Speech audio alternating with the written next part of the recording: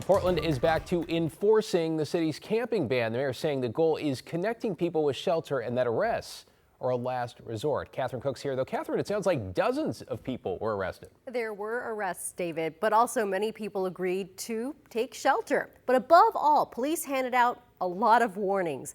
And as the weather turns, they believe the most critical part of enforcing those camping bans will be saving lives.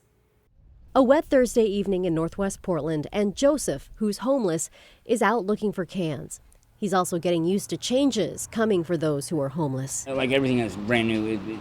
It's a work in progress. On November 1st, the city resumed its camping ban enforcement. They can tell us, you can't camp here. Cool, we'll move.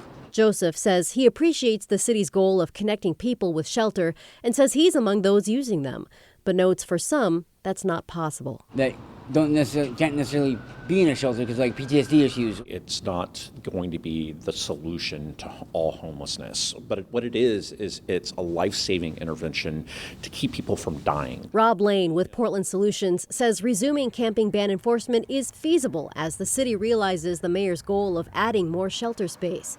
Currently, the city's offering 880 overnight beds, and Lane says last week they averaged 76% occupancy. On Saturday, police began targeted enforcement of the public camping ordinance. Since then, officers have talked with over 100 people at more than 50 campsites. More than 80 people were violating the camping ban, meaning they were in the public right-of-way. Police arrested 40 people, 39 of whom had outstanding warrants. They also issued 7 citations.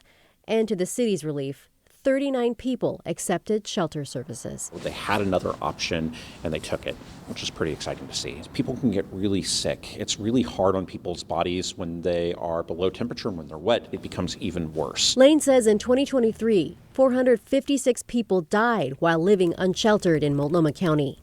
Joseph believes that. He was almost one of them. I ended up finding myself in the middle of a snowstorm, literally freezing to death with frostbite on both my hands. I wish this whole thing would have been an option years ago when I first came back to Portland. In a statement, the mayor said he's proud of the job outreach workers and officers have done. As far as arrests linked to open warrants, he said, quote, "For some, it's an opportunity to resolve the issues keeping them on the streets, while others must be held accountable for preying on our community." David. Thanks, Catherine. I appreciate the follow-up tonight.